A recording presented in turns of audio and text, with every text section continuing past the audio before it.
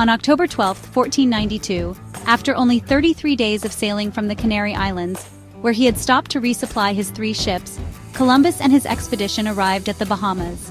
His exact landing site remains in dispute, but it was probably San Salvador, a tiny spot of land known today as Watling Island. Soon afterward, he encountered the far larger islands of Hispaniola, today the site of Haiti and the Dominican Republic, and Cuba. When one of his ships ran aground, he abandoned it and left 38 men behind on Hispaniola.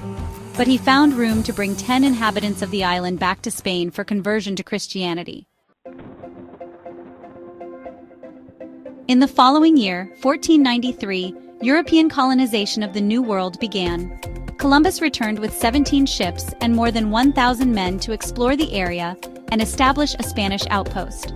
Columbus's settlement on the island of Hispaniola, which he named La Isabela, failed, but in 1502 another Spanish explorer, Nicolas de Ovando, arrived with 2,500 men and established a permanent base, the first center of the Spanish Empire in America.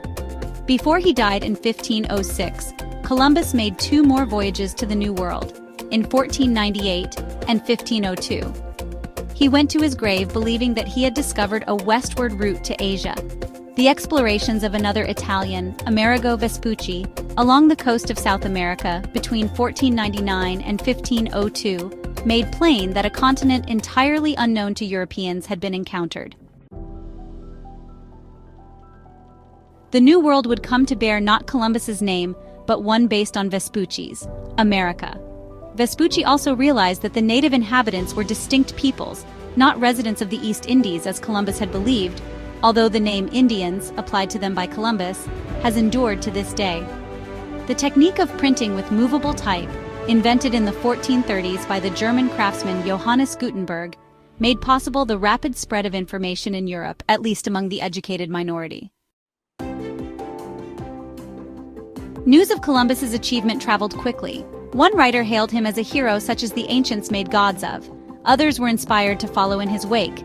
John Cabot, a Genoese merchant who had settled in England, reached Newfoundland in 1497. Soon, scores of fishing boats from France, Spain, and England were active in the region.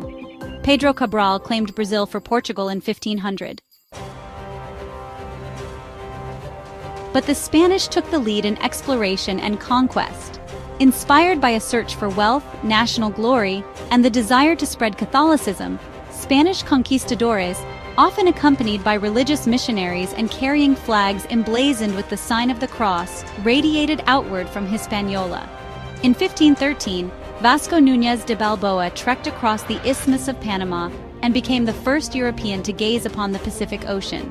Between 1519 and 1522, Ferdinand Magellan led the first expedition to sail around the world, encountering Pacific islands and peoples previously unknown to Europe.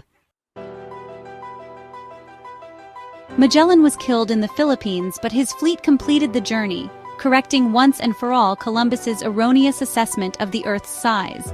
The first explorer to encounter a major American civilization was Hernán Cortés, who in 1519 arrived at Tenochtitlan, the nerve center of the Aztec Empire, whose wealth and power rested on domination of numerous subordinate peoples nearby. The Aztecs were violent warriors who engaged in the ritual sacrifice of captives and others, sometimes thousands at a time. This practice thoroughly alienated their neighbors and reinforced the Spanish view of America's native inhabitants as barbarians, even though in Europe at this time, thousands of men and women were burned at the stake as witches or religious heretics, and criminals were executed in public spectacles that attracted throngs of onlookers. With only a few hundred European men, the daring Cortés conquered the Aztec city, relying on superior military technology such as iron weapons and gunpowder. He shrewdly enlisted the aid of some of the Aztec subject peoples, who supplied him with thousands of warriors, without whose aid he could not have succeeded. His most powerful ally, however, was disease, a smallpox epidemic that devastated Aztec society. A few years later, Francisco Pizarro conquered the great Inca kingdom centered in modern-day Peru. Pizarro's tactics were typical of the conquistadores. He captured the Incan king, demanded and received a ransom, and then killed the king anyway. Soon, treasure fleets carrying cargoes of gold and silver from the mines of Mexico and Peru were traversing the Atlantic to enrich the Spanish crown. The transatlantic flow of goods and people, sometimes called the Columbian Exchange, altered millions of years of evolution. Plants, animals, and cultures that had evolved independently on separate continents were now thrown together. Products introduced to Europe from the Americas included corn, tomatoes, potatoes, peanuts, tobacco, and cotton, while people from the Old World brought wheat, rice, sugarcane, horses, cattle, pigs, and sheep to the New. But Europeans also carried germs previously unknown in the Americas. No one knows exactly how many people lived in the Americas at the time of Columbus's voyages. Current estimates range between 50 and 90 million. By comparison, the European population in 1492, including Russia, was around 90 million. The African population was around 40 million, and about 210 million lived in China and modern-day India.